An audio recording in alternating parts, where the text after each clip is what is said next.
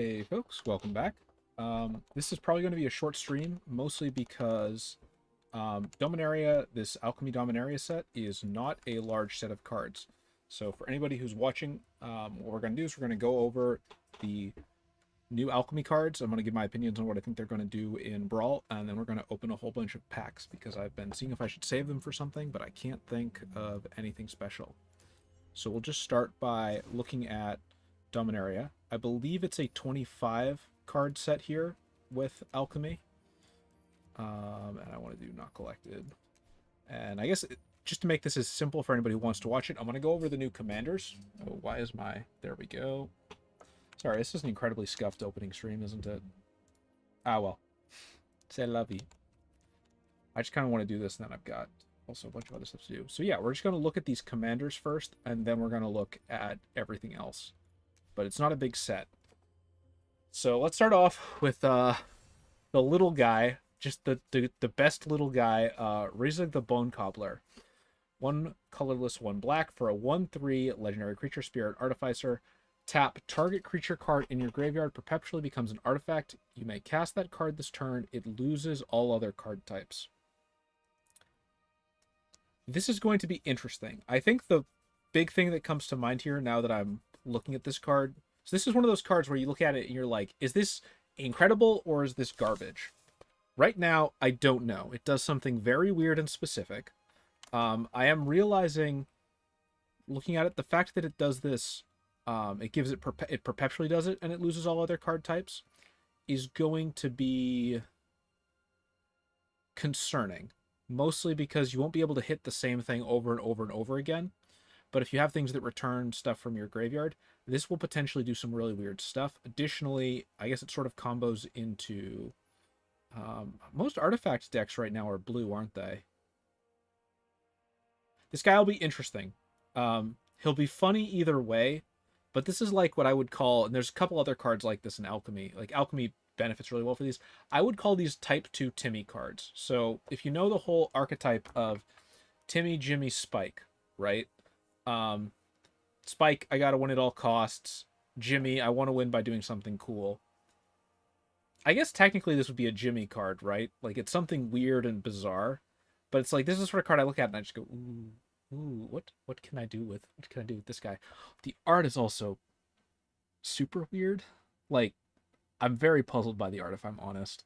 Like, it doesn't feel like they gave this guy enough time to fully draft out the rest of the body on this, but like the skeleton and everything else all looks super nice and clean and well thought out. So I'm not sure if he's just a wonky little dude or what here, if I'm being honest. Next up, Yamby, Beloved Protector. Flash, when it ETBs, choose a non-legendary creature card in your graveyard that was put there this turn from the battlefield. Return it to the battlefield. It perpetually gains. Whenever this creature becomes the target of a spell or ability, draw a card. This ability triggers only once each turn. As a commander, I think this will be interesting. Blue-white tends to be more control-y. Even if it can go sort of the white weenie route, I can see this being an interesting piece in some form of white weenie, not even white weenie, but just general white aggro protectorate deck, where you just try to control your own board state and keep things alive. This is a good perpetual ability, I think. The only tricky part is going to be having targets for it, more than anything else. But I think the ability itself is quite powerful. I think this is a pretty good card. I'm sort of excited to build a deck with it at some point. It seems to me fairly straightforward. Arvad, Weatherlight Smuggler. 1 black, 1 white, Death Touch, Lifelink. Beginning of your end step, if a creature died this turn, Arvad, Weatherlight Smuggler, perpetually gets XX, where X is the number of creatures that died this turn. This ability also triggers if Arvad is in your graveyard.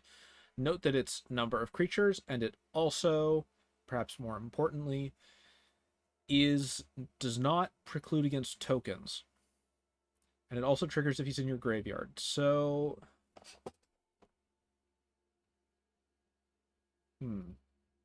I think this will be fun. I think it's a fun card. It's going to be a little... It might not be as tricky as it first seems. It's just a big chunky creature with Death Touch and Lifelink, right? Like as a slot in, right? I can see this card going into other decks. Creature died this turn. So the one thing I'm not sure about this card when I'm looking at it right now that I'd probably need to think a little bit more is this going to be a... So does his ability trigger while he's in... His ability also triggers if Arvad is in your graveyard, not while Arvad is in your graveyard. So I don't know if this works if you can just leave him in the graveyard and just perpetually gets buffed, or if it can trigger the same turn that Arvad dies. Regardless, you'd need some way to reanimate him back to actually take a big benefit out of him, I think. It is Vampire Tribal. There is Black-White Vampires, so maybe this just slots into Vampire Tribal as another fairly decent option. Slimefoot, Thaliad Transplant. This is an interesting one. As a commander, this is going to be weird. Thaliad slash... What is it? It's not the little... What are the little spore dudes called? Saprolings. Saproling Tribal, I feel like, is not as much of a thing in Arena as it is outside of Arena right now. Like, you have generic tribal support, but you don't... And we have, like, Saproling cards, right? But we don't have a huge amount of them. This guy should be... Whenever Swamp Force ETBs, draft a card. Like, in theory, like, you look at this, it's like, okay, this is... Oh, A23. So I guess we have... Spore Crown Thaliad. Is that a real card, or is that only from Slimefoot? What else we got? Spore Mound. So lots of ETB support. Lots of...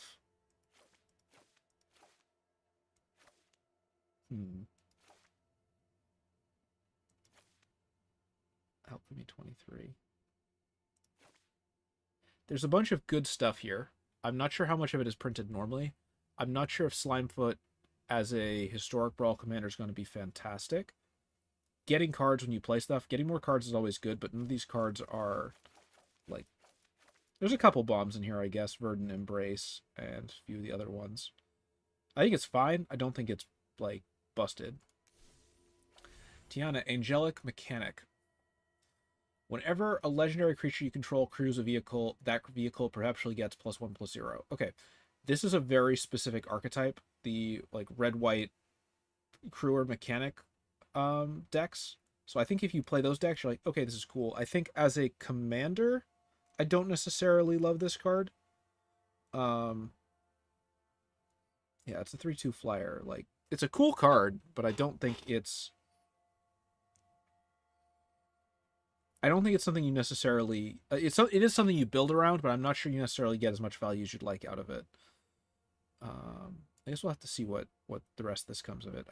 It's interesting, but it's just such a very specific niche use case that it only works in, like, one type of deck, right? It only works in red-white vehicles, nothing else.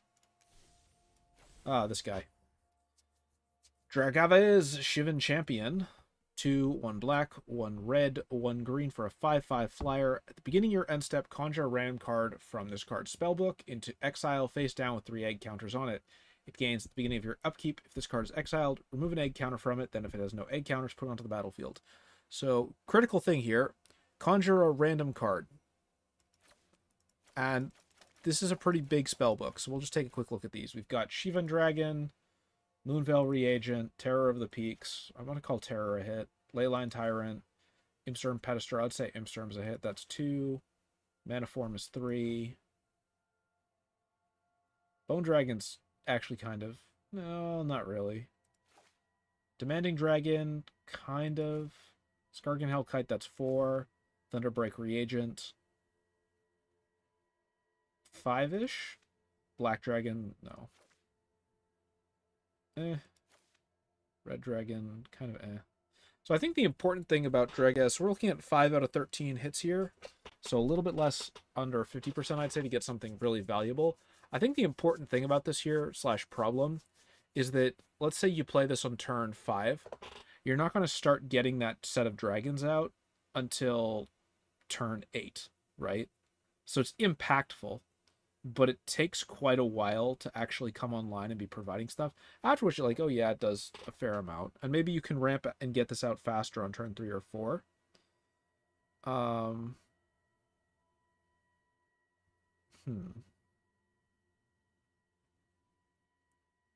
I think it's decent. I don't think it's fantastic. I think you could probably, as far as Dragon Commanders go, I don't think it's better than Miriam, which I feel like is the premier Dragon Commander currently available in Arena. I feel like that's the slot it would be competing with. And right now, I think Miriam is a much better card than this, just in terms of the amount of value it gets you. So those are all 6 of the new commanders. We're going to go take a look at the rest of the set now. I have not actually gone through any of these yet, so this is going to be just sort of my first reactions, honest opinions. So let's go take a look at the rest, and then we'll get to packs. Okay, we got a white 1-drop. Whenever it enlists, you get a boon with when you cast your next creature spell, that creature enters the battlefield with a 1/1 counter on it. Decent. White weenie. Gives you a boon. Oh, that's fine. I don't think it's a bad card. The fact that it won't do anything until turn 2 is a little skeptical, but what else we got? Priest of Possibility. When it ETBs, look at the top 7. If a card among them has a keyword, get that keyword. Then shuffle. Okay. In non-Historic Brawl formats, this seems very good. In Historic Brawl, this seems a little trickier to build around. It's still a perfectly fine card. I just don't know how many white decks... White decks do have some keyword soup. But putting things like Indestructible or Hexproof on this guy would be really cool. You could do some stuff to cheat it in, but again... This is a perfectly good 2-drop. If you already have keywords, then yeah, I can see it getting used. Or if you're some form of aggro deck, I can see it getting used. I like it. I think. This might be better than I think, since it's perpetually, and it's whenever it ETBs. So if you have a bounce deck of some sort, you might be able to keep bouncing it to keep grabbing keywords, and that could be a cool trick. But that's all I can think of with this guy. Alright, Pull of the Mist Moon. 1 colorless, 2 white, kicker for 1, and this is a lot of text. When Pull of the Mist Moon enters the battlefield, exile target non-land permanent and opponent controls until Pull of the Mist Moon leaves the battlefield. When Pull of the Mist Moon enters the battlefield, if it was kicked, choose a non-land permanent card in your hand. It perpetually gains when this permanent enters the battlefield, exile target non-land permanent, and opponent controls until this permanent leaves the battlefield. Okay, so it's blue-white, double value, exile enchantment.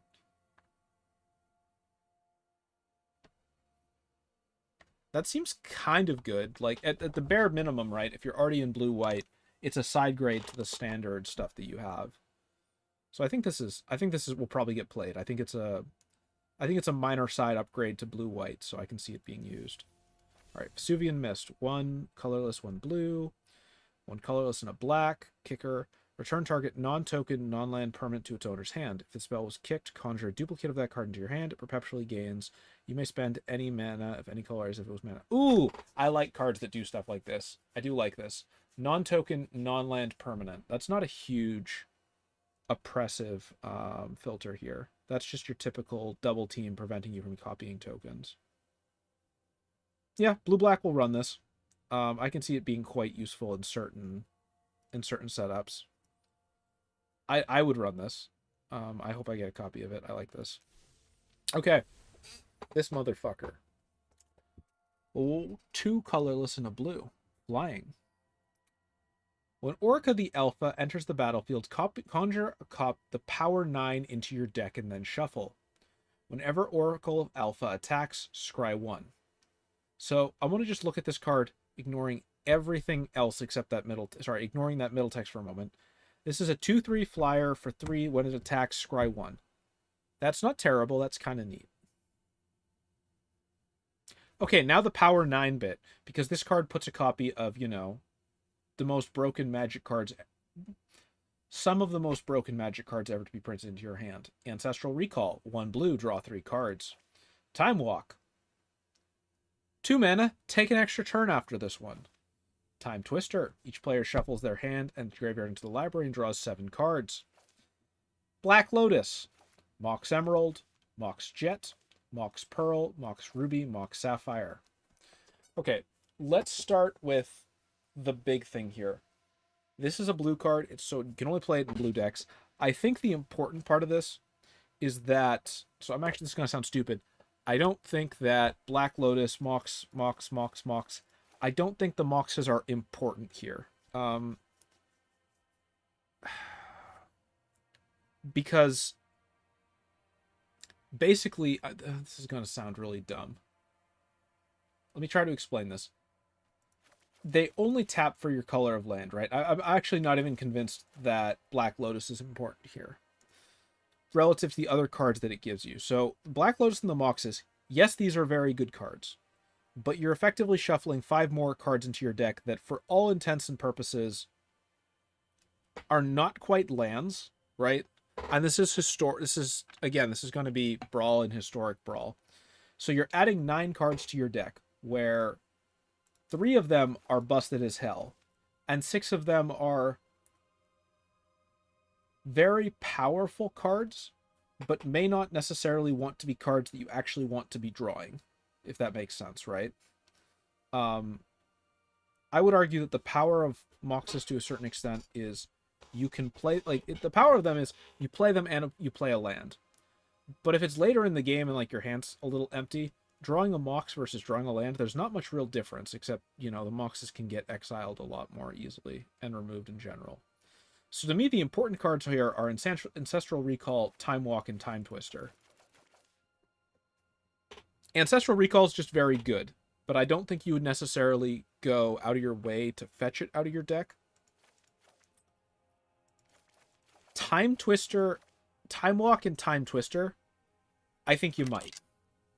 I can see you using Search Your Deck for a sorcery, Search Your Deck for a cards to fetch either Time Walk or to fetch Time Twister, just because they're so cheap, and it might be possible to pretty easily set up ways to cast them multiple times, or recursively cast them, or perpetually fetch them out of your graveyard. If I was worried about any cards here, it's going to be these 2, Time Walk and Time Twister. Those are going to be the ones that are threatening. I think the other 7 are, like, they're good, but they're not as much of a, oh, holy fuck, good lord sort of moment. Anyway, that's my uneducated opinion. We'll see if this becomes a staple in every single deck. I don't think so. I think that if you want to play Oracle of the Alpha, you want to already be like, I have a plan to go get Time Walk or Time Twister out of my deck, and then something that I'm specifically going to try to use them for. Moving on. Trove Mage. When it ETBs, seek an artifact from among the top cards 10 in your library, then shuffle. Okay, that actually might work well with Oracle of the Alpha. Whatever. Skyrider Djinn. When it ETBs, conjure a random card from its spellbook. Then if you have fewer cards in hand than the number of basic lands... If you have fewer cards in hand than the number of basic land types among lands you control... Repeat this process. So, what's your spellbook? Seek the Truth is good. Teferi's Time Twist is fine. That's pretty good. That's mediocre. Mediocre. Mediocre. Mediocre. It's a cantrip, so it's fine. Good. Decent cantrip. Cantrip. Cantrip. Good. Good. Cantrip / good. Yeah. I think this gets played. It just generates cards for you, right? Like, obviously multicolor decks get more benefit from it, but I think it's perfectly good. Alright, Denaiga's Whelp. So we have another Dragon Whelp. 1 and 1 black, and 1 and 1 red for a kicker. Flying. Whenever you draw a dragon card, perpetually gets +1/+1. When it ETBs, if it was kicked, seek a dragon, and then it gets +1/+1, and the dragon card gets +1/+1. I think this is good. I think it'll be played in current... Actually, dragon lists right now don't really necessarily run black. So getting some more black support for dragons is probably not bad. I think this will be played. This seems like a perfectly reasonable, fairly decent card. Like, it's a 2/1 flyer for 2. That's not terrible.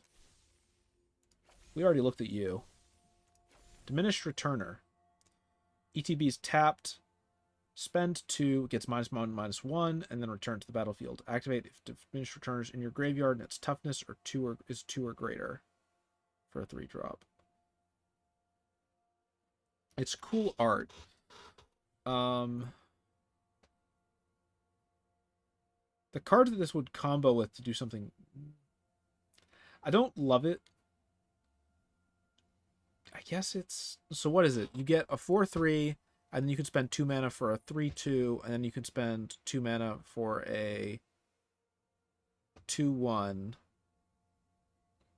and then it's dead.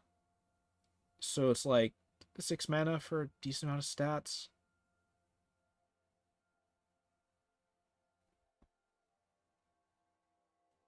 I don't hate it. I don't love it. It seems kind of crappy relative to most skeletons. It's interesting, but not great. Smogbelcher Chariot. Menace, Death Touch, Lifelink. Whenever Smogbelcher Chariot attacks, target creature that crewed it this turn perpetually gains your choice of Menace, Death Touch, or Lifelink.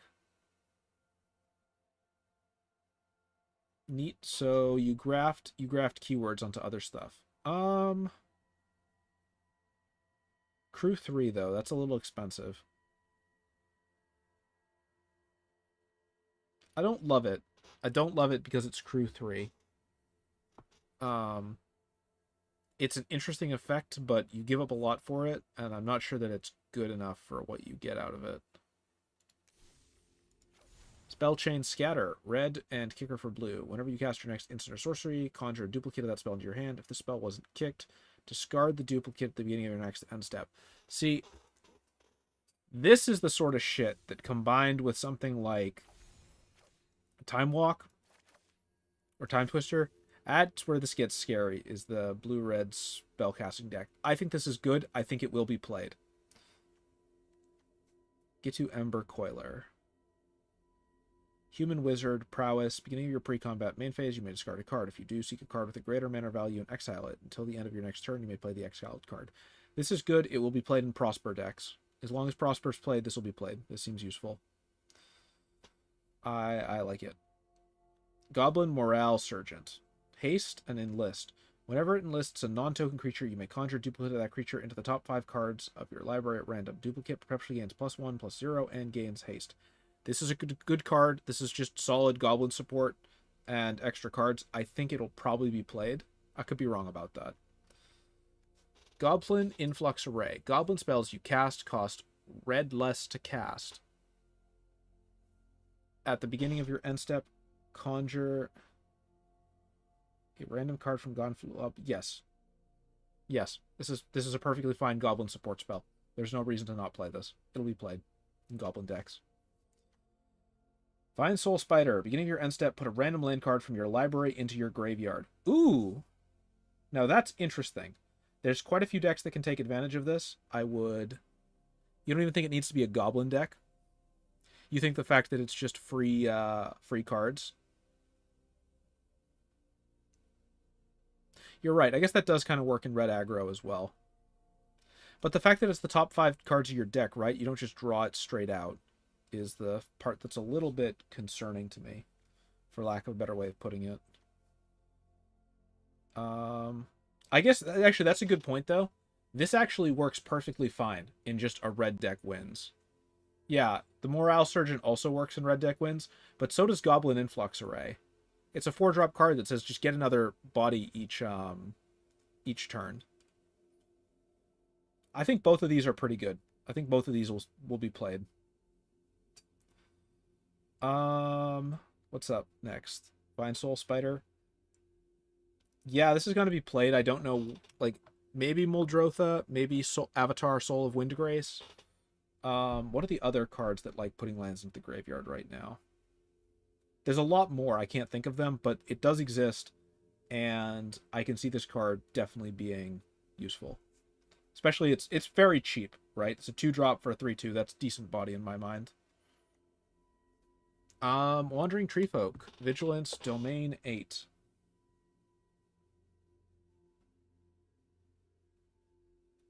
with the spider? You think the spider sucks? I think it's cheap free deck thinner that works well with Crucible of Worlds, any of the Gitrog monster stuff, anything that likes having more lands in the graveyard to either cast from graveyard or to buff themselves up. I don't think it's like every green deck needs to run this top 10 cards in Alchemy, but I think it's useful. Wandering Tree Folk.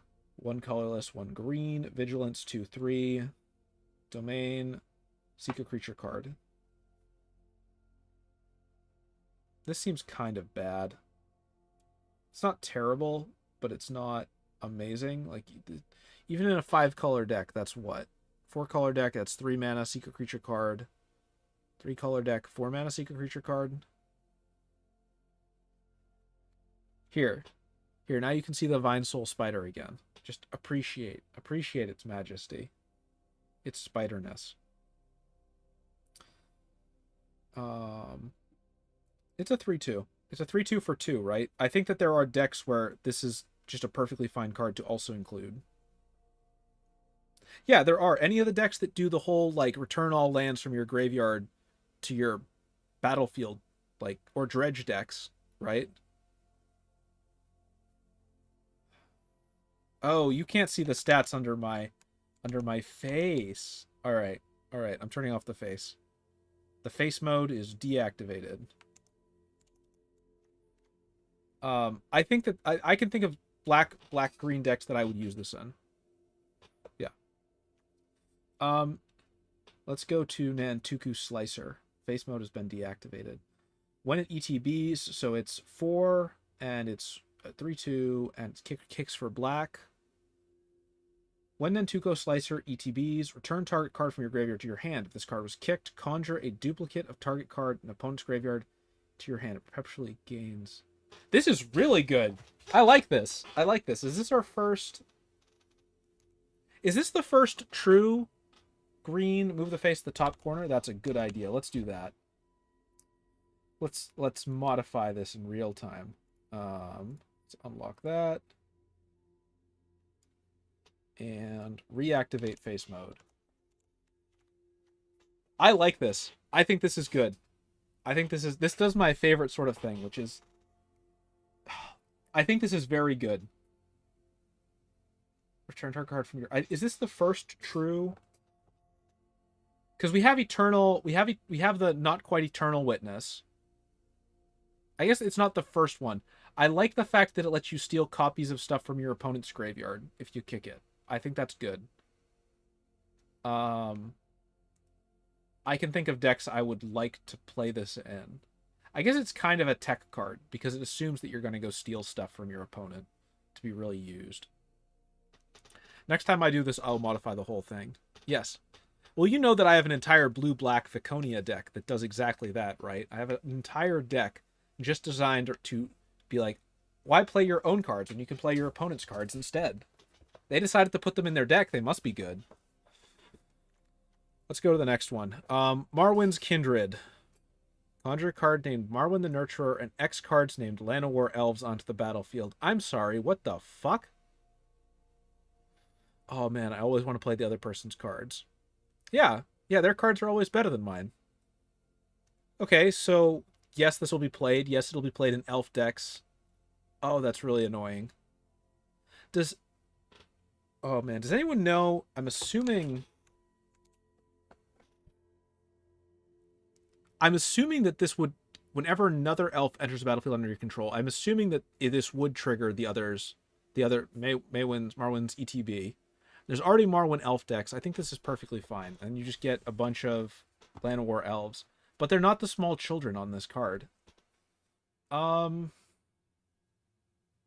think this is fine. I think it's elf. I think it's just elf tribal support. Oh man.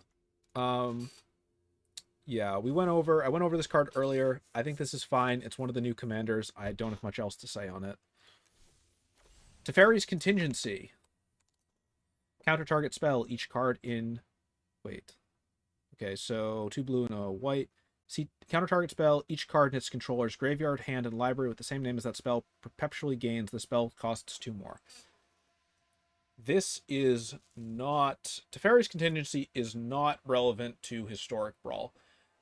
The simple reason being, perpetual effects you can remove from commanders when they get back to the command zone, and the other 99 cards are going to be different. So the only card that your opponent's likely to be playing really more than once is going to be the commander, but this doesn't do that. I'm sure this might be relevant in other formats. This is not relevant in Historic Brawl. I feel fairly confident in saying that. We went over Arvad earlier. But actually, so here's a question, since some more people are here, that maybe somebody here knows the answer to. So, Arvad, 1 white, 1 black, Death Touch, Lifelink. Beginning of your end step, if a creature died this turn, Arvad perpetually gets +X/+X, where X is the number of creatures that died this turn. This ability also triggers if Arvad is in your graveyard. So here's my question. If Arvad is just sitting in your this seems weird to me. If Arvad is just sitting in your graveyard, does the ability still trigger? I know that sounds stupid, but it seems like the ability is worded. It doesn't say when it doesn't matter because this is a digital only card, right? So the second someone plays it against me, I'll have my answer to this question. But I'm not sure if it's when Arvad dies during the turn, hits the graveyard, and then it triggers once, but you have to play him or bring him back again for him to do anything else, or as long as Arvad sits in your graveyard, he just benefits from it. I'm not sure if anybody knows the answer to that one, because I don't. But hey, digital only card, so we'll find out as soon as somebody plays it, which will probably be me at some point in the next week. Yeah. Alright. Juggernaut Peddler. 1 black, 1 white, Human Artificer, Vigilance.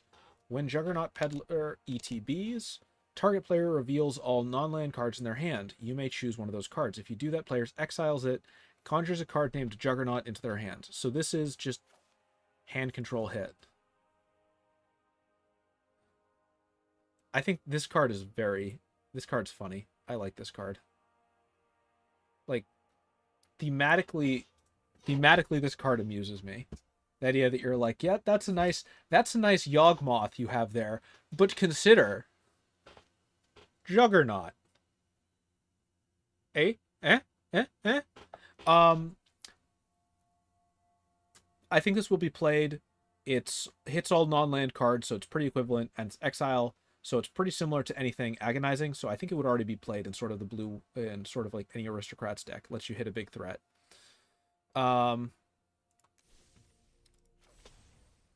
Bloodsprout Talisman. Black and a green. ETB's tapped. Tap, pay 1 life. Choose an all-in card in your hand. It perpetually gains. This card costs 1 less to cast. Interesting. This seems good. Why does this seem good? Well, this probably, like, the colors say that this goes into a dredge deck. No, not dredge, just black green. Interesting. I like this, but I can't tell if it's great or if it's just bait to get me to be, like, attached emotionally to this card. I covered Slimefoot earlier, so we'll just keep on going through. Protean War Engine. 1 white, 1 red, 0/4. When it ETBs, draft a card from its spellbook and exile it. When it becomes crewed until end of turn, so copy the exiled card, except it's a vehicle artifact in addition to its other types. Interesting. So it's either a 4/4. Oh, neat. So it's like, it's a card that turns into an angel. Yes, you can definitely keep getting your commander cheaper as long as you can get it to your hand. I was thinking about that. I just don't know what commander is worth the setup, because the fact that it's already in green-black means there's no super easy way I can think of to do it within those colors. You probably want to splash blue. And if you're splashing blue, it's like, okay, now you've got a 3-color deck. Who are you going to be making cheaper, right? Because your commander's already going to be costing 3 mana. That's definitely an option, though. Resplendent Angel, Steel Plume Marshal.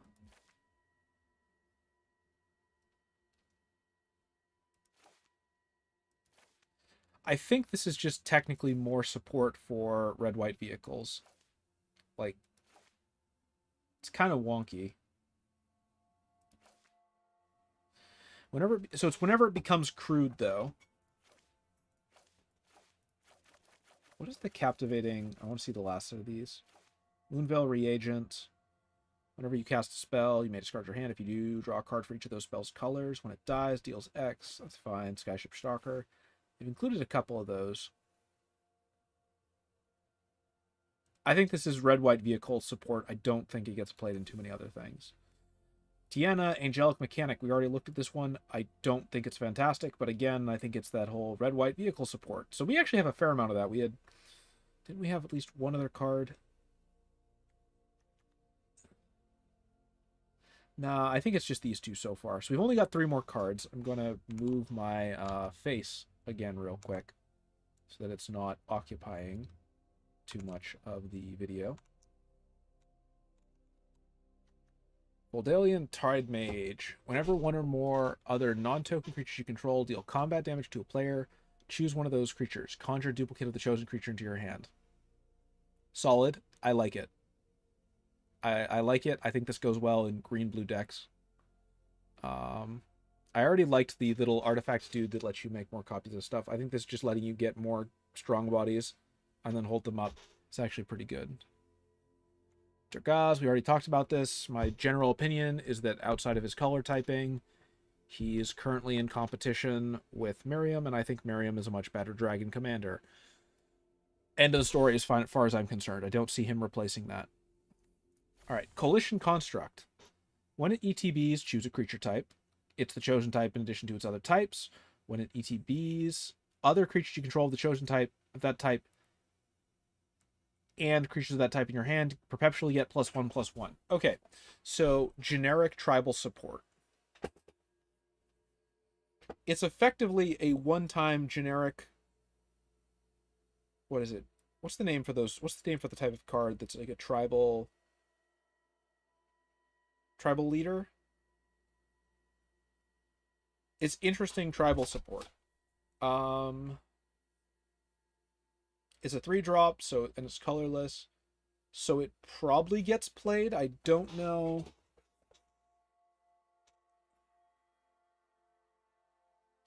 Slivers probably play it. I don't know that. What do we have? So if I'm thinking of the big tribes that actually get played in Historic Brawl right now, yeah. The big tribes I can think of are elves, goblins, and slivers. I feel like there's one I'm missing. Is there one I'm missing? Merfolk. I'm missing merfolk. Elves. Actually, this would be pretty good in merfolk because they're already a little squishy. Well, maybe not pretty good, but playable. Okay, so merfolk, elves, goblins, and I forgot the 4th one because my brain has no storage space. So, yeah, I think this is fine. I think it'll be played. Okay. What do I think? I'm going to do one more thing, and then I'll be like, what do I think will have the biggest impact? And then I'm just going to open a whole bunch of these packs that I've been saving up for a billion years. Oracle of the Alpha is definitely, like, the bait card. The card that you look at and you're like, give, please. In terms of cards that will be played and be actively impactful, if I have to make, I'm going to give myself 3 guesses to say which of these 25 cards is going to be the biggest. Slivers is the 4th. Thank you. Which is going to be the biggest, like the most actual play, the most actual use. Specifically in Historic Brawl.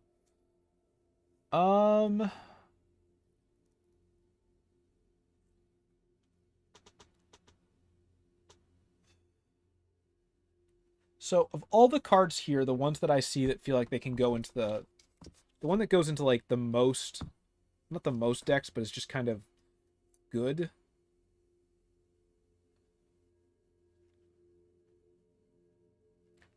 Probably Goblin Morale Sergeant. I think. I don't hate it. I don't love it, but it does something generally useful at a fairly cheap cost while giving you more cards. I'm leaning towards these two. Get 2 Ember Coiler also might end up getting used. Like, there's a fair amount of stuff in here that'll end up getting used. I'm just trying to think if there's anything in here that I look at and I'm like, oh, the format's dead. Not really. In terms of Historic Brawl, I feel like the quote-unquote generic cards that don't have to slot into anything necessarily, like Goblin Influx Array is just a perfectly decent card, even in like a perfectly boring deck, but I'm supposed to be figuring out what's just going to get played in everything.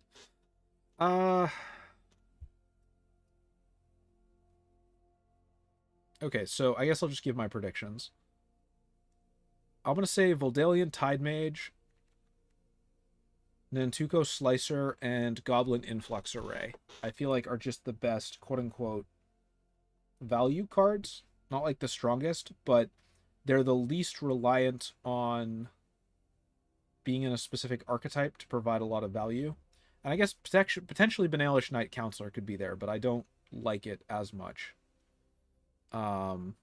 You wish Bloodsprout Talisman had blue in it. It's interesting. I feel like that's kind of the thing about a lot of these, right? Is virtually all of these. I want to see how many. A lot of these are gold. Like more than half of these are gold. The Tide Mage is whenever one or more other non-token creatures you control deal combat damage to a player, choose one of those creatures, conjure a duplicate of the chosen creature into your hand. And it's also Merfolk. I feel like this is just good for blue-green, because a lot of blue-green stuff has decent ETB effects. And also, it's just like, hey, I'm just going to make more copies of my big green creatures, and then if you remove them, I will play them again. It might also be that I just like this card, but it doesn't feel as specifically required. I think this is good. Even if it's only one of the cards that hit your opponent, I think it's a good card. So that's why it goes in the most impactful. Now, for the least impactful, this one's really easy. This one's a freebie. You want to know which card in this 25 is going to be played and do literally nothing in Historic Brawl? Teferi's Contingency.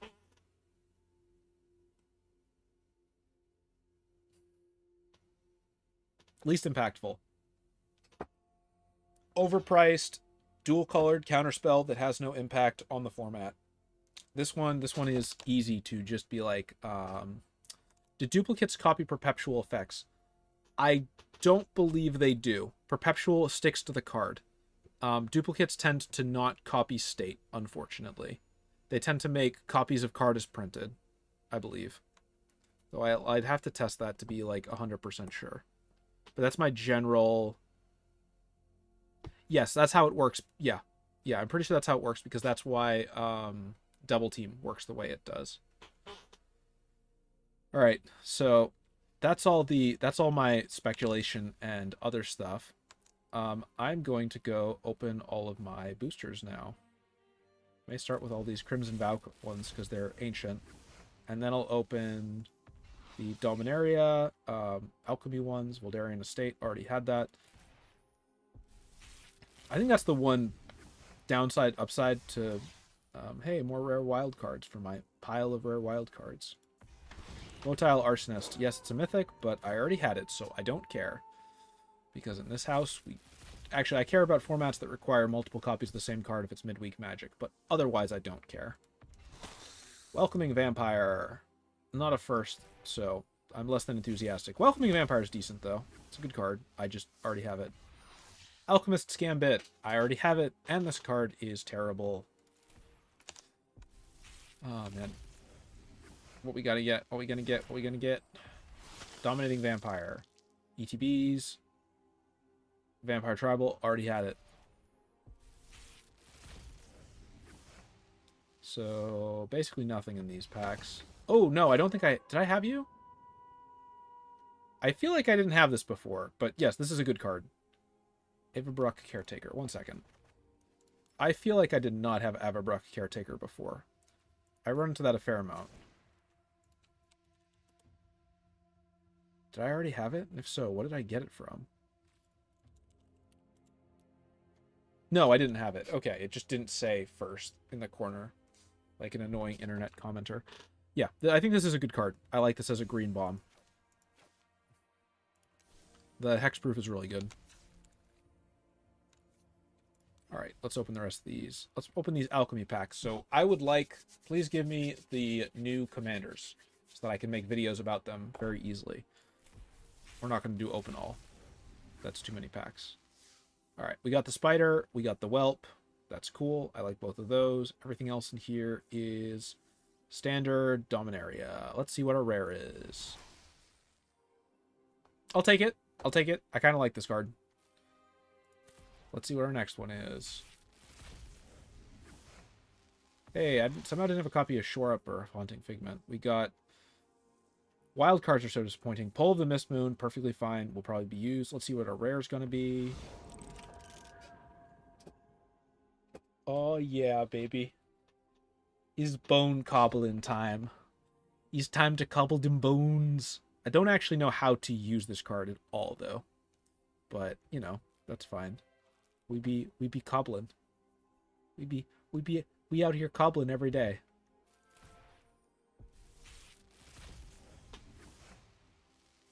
Take up the shield, splatter goblin. Vesuvian Mist, I like. Diminished Returner, I don't like. Come on, one more mythic commander? One more mythic commander game? Alright, rare commander. Alright, so we got, I think, 2 of the 6? 2 of the 5? That's not too bad. 2 of the 5 and 3 packs. Now we just open a billion Dominaria United packs. Oh, look, I have most of these. What's our rare going to be? Is it going to be something useful? Shaun of the Perf. I already had a copy of this. Fuck's sake. Oh, man. I gotta swear. I feel like I should swear less, but I am positive that I had copies of these before.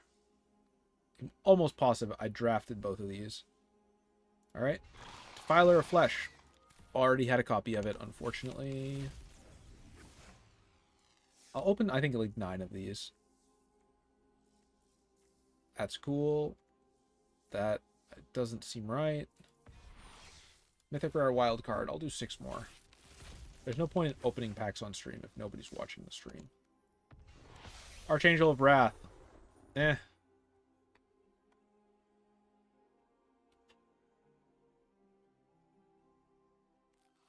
Very meh card, in my opinion.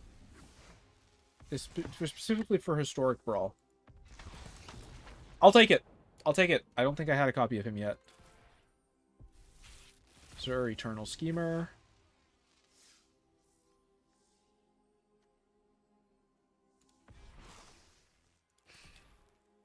Perpetual Disappointment. Untitled Chaplain, Djinn of the Fountain. Mythic Wildcard. I will take it. It'll probably get turned into something goofy. Alright, 2 more packs. Perfectly good for Goblin Tribal, but I don't care about Goblin Tribal. Yet. Actually, I just got an idea for a deck that I've been building, and suddenly something occurs to me. Defiler of Dreams. Did I already have a copy of this? Okay, so I want to say something. When I did my full review of Dominaria United, I thought the Defilers would be much more impactful in Historic Brawl than so far they appear to have been. I don't think they're, like, terrible cards, but I thought they'd be great cards, and so far they have not done that. I might stream Into the Future at some point, but probably not right now. Let me... This seems like as good a spot as any to end the stream. So, anybody who stopped by, thanks for watching. If you like my shit, something, like the scrib, all that jazz. There may be another stream later today of doing the, Into the Future playthrough. But there might also not be. I might just go food shopping, get some dinner, and chill. I'll be doing Tasha tomorrow. So, anybody who stopped by, thanks for stopping by. And until next time, I'll see you then. So, take